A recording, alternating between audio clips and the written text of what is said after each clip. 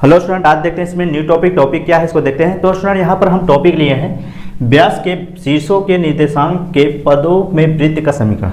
मतलब आपको निकालना क्या है, वृत्त का समीकरण निकालना है। तो वृत्त का समीकरण निकालना है तो इसमें दिया क्या रहेगा, इसमें पहले से कह दिया है कि व्यास के शीर्षों के निर्देशांक दिया रहेगा। मतलब किसी वृत्त में कह रहा है जो व्यास है, व्यास यही होता है। अब ये कह रहा है कि मान लेते हैं पी क्यों है, ठीक है। कह रहा है कि इसका जो निर्देशांक दिया है, इस मतलब निर्देशांक दिया है x1 y1 x2 y2, ठीक है। ये दोनों पॉइंट दिए हैं, मतलब ये दोनों पॉइंट है आपके पास, और समीकरण निकालना है, मतलब इस वृत्त का समीकरण निकालना है। तो समीकरण कैसे निकालेंगे? अब देखिए इक्वेशन में क्या होता है, इक्वेशन क्या होता है जिसमें x y का रिलेशन जो होता है वही क्या होता है, समीकरण होता है, जिसमें x y होते हैं, ठीक है। तो अब यहाँ पर समझते हैं। पहले आपको मान लेते हैं, जैसे कोई अपने सोचो, खुद ही आप सोच सकते हो। पहले जैसे मान लेते कोई पॉइंट है 2,1 दिया है और अगला पॉइंट है 4,5। अब आपको इक्वेशन निकाल सकते हो, अभी तक जो पढ़े हो उससे देखो आप निकाल सकते हो। ये पॉइंट दिया है आपको। देखिए जब इसके पहले हम लगाते थे क्वेश्चन, उसमें उसमें आपको क्या चाहिए था, केंद्र चाहिए था और त्रिज्या। अब इसमें तो हम त्रिज्या निकाल सकते हैं, 2 पॉइंट मान लेते हैं, इन दोनों का डिस्टेंस निकाल सकते हो। पूरे का निकलेगा, पूरे का निकल जाएगा और उनका आधा कर देंगे तो ये त्रिज्या निकल जाएगा। क्या आप ये पॉइंट निकाल सकते हो? इसका केंद्र का जो पॉइंट है, निर्देशांक जो है, वो आप निकाल सकते हो? नहीं निकाल सकते। तो वही इसमें आपको निकालना है। तो ये कैसे निकालते हैं इसको देखते हैं। तो स्टूडेंट यहाँ पर हम इसमें क्वेश्चन में ही कह रहा है, देखिए आपको जो हेडिंग है उसमें दिया है कि व्यास के शीर्षों के निर्देशांक मतलब वृत्त का समीकरण हम निकालना है। तो कैसे निकालेंगे? देखिए पहले नंबर कुछ टॉपिक आपको बेसिक पता होना चाहिए, जिससे कि क्लास 10th में अर्धवृत्त पर बना कोण क्या होता है, 90 अंश होता है। अब यहाँ पर देखिए हमको इनका क्या निकालना है, समीकरण निकालना है। तो समीकरण निकालने के लिए हम कहीं पर पॉइंट लेंगे ना, क्या लेंगे, x, y, मान लेते हैं p पॉइंट, ठीक है। तो इसको हम r लेते हैं, r क्यों, p, ठीक है। इसको p पॉइंट ले लेते हैं। अब p पॉइंट क्या है, x y पॉइंट। अब अर्धवृत्त पर जो बना कोण होगा, अब देखिए ये अर्धवृत्त है, ये आधे व्यास पे है, तो इसको हम बोल सकते हो ये जो ये एंगल है ये 90 एंगल होगा। अर्धवृत्त पे बना कोण क्या होता है, 90 अंश होता है, ठीक है, 90 अंश होता है। ये आपको क्लियर होना चाहिए। अब यहाँ पर थोड़ा समझते हैं, इनका इक्वेशन निकालना है। अब देखिए x y हम पॉइंट ले लिए क्योंकि इक्वेशन निकालना है, तो तभी तो निकलेगा। अब देखिए अगर हम r मतलब इसका स्लोप निकाल लें, प्रवणता r p का प्रवणता निकाल लें, इन दोनों पॉइंट का, इस लाइन का क्या निकाल लें, प्रवणता, और इस लाइन का प्रवणता निकाल लें। और इन दोनों को हम लिख सकते हैं, क्या लिख सकते हैं, देखिए पहले हम इनको प्रवणता निकाल लेते हैं, आर पी का प्रवणता, ठीक है। ये तो जानते होंगे प्रवणता क्या होता है, ठीक, स्लोप बोलते हैं जिसे इंग्लिश में, ठीक, जिसे हिंदी ढाल भी बोलते हैं, ठीक, या बोल सकते हो tan थीटा एंगल होता है। मतलब कितनी झुकी हुई है ये लाइन, कितने अंश से एंगल झुका हुआ है, वो होता है प्रवणता, ठीक है। तो क्या होगा, देखो इसको मान लेते हैं x1 y1 और ये मान सकते हो x2 y2। तो क्या होता है, देखो पहले होता है y2 माइनस y1, ये प्रवणता का सूत्र होता है ना, जो प्रवणता का सूत्र आप पढ़े होंगे, क्या होता है y2 minus y1 x2 minus x1, यही तो होता है प्रवणता का सूत्र। तब यहाँ पर देखो पहले इसमें y2 इसमें क्या है, देखो y है, इसको माने हैं y माइनस y1, ठीक है, यह है y1। और उसके बाद x2 क्या है, पहले x2 होता है, तो x2 इसमें क्या है, x के लिए है माइनस x1, ठीक है। इसको बोल सकते हो m1, प्रवणता का m1 ऐसे लिख सकते हो ना, ये प्रवणता m से डिनोट किया जाता है, तो इसको लिख सकते हैं ऐसे। देखो QP का प्रवणता, ठीक है। तो इसका क्या होगा, स्लोप, देखो इसको भी निकालेंगे। इसमें देखो इसका मान, इसको भी मान ले x1 y1 मान लेते हैं, ठीक है, इन दोनों में। तो देखो पहले क्या है, y2 क्या है, देखो ये x1 है, ये y1 है, ठीक है, इसको हम x1 इसको y1 मान लेते हैं, और ये x2 है y2 इसमें मान लेते हैं। आप कैसे भी निकालो, कोई दिक्कत नहीं है, आएगा तो वही समीकरण ही आएगा। तो इसमें निकाल सकते हो y minus y2 x minus x2 ये m2 प्रवणता। अब देखिए इस वाले लाइन के और इस वाली लाइन की कितनी झुकी हुई है, ये प्रवणता निकल गया। ये तो जानते हो इन दोनों का गुणज जो होता है 90 अंश को इक्वल होता है, ऐसे बोल सकते हो कि ये तो सूत्र जानते हो, लंबवत एक दूसरे के जब लंबवत कब तभी होता है, मतलब ये लाइन और ये लाइन लंबवत तभी होता है जब ये सेटिस्फाई होता है तब, मतलब दोनों की स्लोप क्या होता है -1 की इक्वल होता है। ये आप जानते होंगे m1 गुणे m2 बराबर क्या होता है -1, मतलब ये दोनों क्या है परस्पर एक दूसरे के लंबवत है, दोनों इन दोनों के क्या है लंबवत के बराबर क्या होता है -1 होता है। तो यहाँ पर m1 और m2 को मान ये रख देंगे तो क्या आ जाएगा, क्या आ जाएगा देखो m1 का मान क्या है y minus y1 x minus x1 cross नहीं है गुणे है, ठीक है। तो y minus y2 x minus x2 बराबर -1। अब देखिए इसको हम गुणा करेंगे तो क्या आ जाएगा, तो y minus y1 y minus y2 और इन दोनों गुणा करोगे क्रॉस मल्टीप्लाई हो जाएगा तो क्या आ जाएगा, ये तो माइनस रहेगा, ये आएगा, इसको इधर पक्षांतर कर लो y माइनस y1 और y माइनस y2 और क्या आ जाएगा, ये प्लस में आ जाएगा x minus x1 x minus x2 equal 0। तो ये जो इक्वेशन है ये होता है जब व्यास दो दिया हो, मतलब व्यास को पॉइंट जो दिया हो, तब हम यहाँ पर देखो ये y1 y2 इसको रख सकते हो, इसका वैल्यू, ठीक है, और y2 इसका वैल्यू, उसके बाद x1 इसका वैल्यू और x2 इसका वैल्यू तो रख के ये इक्वेशन निकाल सकते हो। तो एक इस पे क्वेश्चन करते हैं तो उसके बाद ये आपको 100% क्लियर हो जाएगा। जब भी आपको व्यास में क्या हो शीर्ष दिया होगा तो आप इसी मेथड से लगाओगे, आपको ये स्लोप निकालने की जरूरत नहीं है, आप डायरेक्ट ये निकाल सकते हो। ये निकालने आपको दिखाएं कैसे ये आया है और किस तरीके से आया है, ये आपको दिखाना था।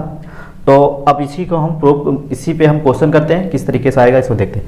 तो इसमें एक क्वेश्चन देखते हैं। तो इसमें दिया है, देखिए जब भी आपको इस चैप्टर से कोई भी क्वेश्चन आपको मिले, पहले क्या करना है, आपको पढ़ना है और समझना है इसमें दिया क्या है, मतलब कहे क्या रहा है, ठीक है। अगर इसको डायग्राम बना सकते हो उसको बनाओ और फील करो ये कैसे हुआ था, मतलब किस मेथड से है या कैसे दिया है, ठीक है, ये आपको फील करना है। अब यहाँ पर देखो, पहले तो हम इसको पढ़ेंगे समझेंगे, दिया क्या है, कह रहा है उस वृत्त का समीकरण ज्ञात कीजिए, मतलब आपको वृत्त का समीकरण निकालना है। अब कह रहा है जिसके व्यास के सिरों के निर्देशांक ये दिया है, मतलब ये पता चल गया कि हम ये कोई वृत्त है और इसका जो व्यास है, इसका सिरों पर क्या दिया है, इसका पॉइंट दिया है -2, ये ऐसे डायग्राम बना सकते हो, और 3, -5, ठीक है। कोशिश करो कि आप हमेशा लिख कर किया, मतलब डायग्राम बना के हमेशा सॉल्व किया करो, क्योंकि आप जो भी आप प्रूव किए हो, जैसे इसका सूत्र अभी प्रूव किए थे, तो देखिए उसी जैसे सेम फील आएगा, मतलब उसके जैसे महसूस होगा कि उसी तरीके से क्वेश्चन हम सॉल्व कर सकते हैं। अगर आप चाहो तो यहाँ से डायरेक्ट ये सूत्र लगा सकते हो, पर आपको वो फील नहीं होगा, वो उस तरीके से आपको क्वेश्चन महसूस नहीं होगा कि ऐसे सॉल्व हुए हैं। आपको ये सिर्फ डायरेक्ट आप कर लोगे, वो तो सही तो हो जाएगा, पर आप दोबारा आप पढ़ोगे समझ में आएगा नहीं। तो हमेशा इसी तरीके से डायग्राम खींच कर उसको सॉल्व किया करो, ठीक है। अब यहाँ पर देखें, अब देखिए ये तो डायग्राम है, मतलब क्या है, डायमीटर है, ठीक है, व्यास है। अब व्यास के शीर्ष दिया है, देखो व्यास के सिरों दिया है कितना, इतना पॉइंट इतना। अब यहाँ पर अपने से मान लो x1 y1 और ये x2 y2, सिंपल से देखो। अब इक्वेशन जो निकाले थे ये यही तो आया था ना, तो इसको हम ऐसे लगा सकते हैं। अगर आप और भी ज़्यादा इसमें करना चाहो तो कहीं पॉइंट भी मान लो, स्लोप तरीके से निकालो, क्या दिक्कत है, निकाल सकते हो, कोई दिक्कत नहीं। देखो इसमें हम इसी पर रख रहे हैं, देखो तो पहले क्या है, y माइनस y1, y1 क्या है, y1 4, ठीक है, और y माइनस y2 क्या दिया है, देखो चेक करो, y2 -5 दिया है तो ये +5 हो जाएगा, और प्लस x माइनस x1 क्या है, माइनस है तो ये प्लस हो जाएगा, और x माइनस x2 क्या है 3 बराबर 0। अब इसको गुणा कर लो, इक्वेशन पूरा वृत्त के व्यापक समीकरण जैसे आपको दिखाना है, ठीक है। इसको सॉल्व करो तो देखो इन दोनों गुणा करोगे y² और प्लस y माइनस 20 आएगा। चेक कर लेना कैसे करते हैं, इन दोनों को स्क्वायर कर देते हैं और इन दोनों को आपस में घटाते हैं। अगर प्लस में आ रहा है तो प्लस में y लिखते हैं, माइनस में आ रहा है तो माइनस में y लिखते हैं। ठीक है, ये हमेशा इसका रूल ही होता है, ऐसे ही आता है। और इन दोनों को गुणा करेंगे तो ये माइनस में आया तो माइनस में ही लिखेंगे। ठीक है, सिंपल डायरेक्ट निकाल सकते हो। अगर ऐसे करना चाहो तो निकाल सकते हो। देखो y-4 और y+5 क्या करते हो, y उठाओ, इन दोनों गुणा लिखो। देखो y² हो जाएगा 5y और इसको उठाओगे इन दोनों गुणा के साथ में -4y और ये 4×5 -20। अब चेक करो, इन दोनों घटाओगे क्या आएगा, यही तो आएगा ना। हम इसको डायरेक्ट निकाल लिए, क्या दिक्कत है, निकाल सकते हो। थोड़ा आप जब मैथ पढ़ ही रहे हो तो इसको थोड़ा एडवांस करना सीखो, मतलब कुछ कम लाइन में कोशिश करो हो जाए। ठीक है, अब यहाँ पर देखो इन दोनों में क्या करोगे, इसको भी ऐसे सेम लिख लेना है। इन दोनों को जोड़ोगे क्या आएगा, माइनस में आएगा तो ये -x लिखना है। ठीक है, इन दोनों को गुणा करोगे तो क्या आएगा, माइनस में आएगा प्लस में, दोनों गुणा कर, ये प्लस में माइनस गुणा करोगे ये दोनों 6 माइनस में, चेक कर लो। अब देखो x², इसको आगे लिखो ना, लिखने का तरीका पहले x होता है, फिर y², फिर x + y और इन दोनों को माइनस में जोड़ दोगे तो -26 बराबर ये आपका ये व्यापक समीकरण आ गया, ये वृत्त का समीकरण आ गया। ठीक है, ये क्या है, वृत्त का समीकरण। अब आप चाहो इसमें आप केंद्र निकाल सकते हो। आपसे अगर ये आगे देखिए, इसी में आपसे एडवांस पूछ ले, इसमें क्या पूछ ले कि इसका केंद्र भी ज्ञात करो और त्रिज्या भी ज्ञात करो। अब यहाँ से देखो, आप यहाँ से देखो, ये व्यापक समीकरण है। इसके पहले वाले वीडियो में जो आपको सिखाए हैं कि इस तरीके से अगर आपको समीकरण मिलेगा तो उसमें हम कंपेयर करके क्या निकाल लेते हैं, क्या निकाल लेते हैं, इसका केंद्र निकाल लेते हैं और त्रिज्या निकाल देते हैं।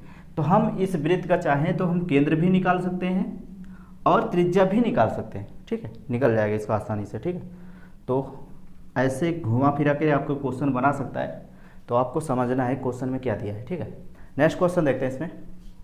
तो इसमें एक और क्वेश्चन देखते हैं, इसमें दिया है, देखो सेम यही दिया है, वृत्त का समीकरण ही दे दिया है, मतलब व्यास के समीकरण ही दे दिया है। देखो चेक करो, तो उसमें कह रहा है निरूपित कीजिए, मतलब निरूपित दिया है, कह रहा है वृत्त का व्यास ज्ञात कीजिए, मतलब व्यास ज्ञात करने। पहले इसको समझना है, ये जो समीकरण है ये है इस वृत्त का समीकरण है, इसका देखो। अब इसमें आपको व्यास निकालना है, व्यास मतलब इस यहाँ से यहाँ तक जो व्यास है इसका निकालना है, मतलब ये दूरी आपको निकालना है। तो व्यास बोल सकते हो दूरी। ठीक, तो कैसे निकालोगे, पहला नंबर तो ये पहले इस मतलब यहाँ से यहाँ तक लंबाई हमको ज्ञात करना है। तो क्या होना चाहिए कि इसका पॉइंट और इसका पॉइंट पता होना चाहिए, तभी डिस्टेंस का फार्मूला आप लगा के निकाल सकते हो। फार्मूला भी जानते हो, दूरी का फार्मूला क्या होता है, x2 - x1 का whole square plus y2 - y1 का होल स्क्वायर, ये सूत्र होता है। ये आपको दूरी का सूत्र तो पता है। ठीक है, पर आपको व्यास इसमें पूछ रहा है कि व्यास इसका क्या होगा, मतलब इसका दूरी, ये सूत्र है। देखो सबसे पहले ये जो समीकरण दिया है, इस समीकरण से हम पॉइंट निकालेंगे। कैसे, देखो यहाँ पर क्या होता है x1, तो x1 ये है, y1 ये है और x2 ये है और y2 ये है। देखो सेम वही है, इन दोनों का डिस्टेंस क्या होगा, यही तो होगा ये, और यही क्या है, व्यास ही है, व्यास बोल सकते हो। देखो x2 - x1 यही आएगा सेम। ठीक है, ये तो दूरी का सूत्र होता है। देखिए ये सूत्र तो होता ही है, पर इसमें यही सेम दे दिया है, कोऑर्डिनेट भी दे दिया। देखो इन दोनों कोऑर्डिनेट, इसका निर्देशांक होता है और इन दोनों को x2 और y2 इसका कोऑर्डिनेट होता है। तो इन दोनों का निर्देशांक दे दिया है, तो दूरी निकाल सकते हो। जो दूरी निकलेगा वही क्या होता है, यहाँ से यहाँ तक क्या होता है, वही व्यास भी होता है। तो आप बोल सकते हो यही क्या है, व्यास भी है। तो x2 - x1 plus y2 - y1 का होल स्क्वायर। ठीक है, सिंपल सी यही है, इसमें कुछ नहीं करना, आपको कोऑर्डिनेट निकालना है, पहले निर्देशांक निकालना है, उसके बाद व्यास के निकाल लेना है। ठीक है, नेक्स्ट क्वेश्चन देखते हैं। इसमें एक और क्वेश्चन देखते हैं, इसमें दिया है यदि y = 3x वृत्त, ये समीकरण दिया है कि जीवा है, तो उस वृत्त का समीकरण ज्ञात करो जिसका व्यास यह जीवा है। मतलब समझो, पहले इसमें कह रहा है कि एक वृत्त है। ठीक है, हिंदी वर्ड आपको अगर नहीं समझ में आया तो आपको हम समझा रहे हैं ये क्या है। ठीक है, कह रहा है ये जो समीकरण है इस वृत्त है, ये वृत्त है। ठीक है, ये मतलब ये समीकरण इस वृत्त का है। ठीक है। और जो y बराबर ये 3x है, ये कह रहा है ये जीवा है, और जो जीवा है वही क्या है, वही क्या है, व्यास भी है।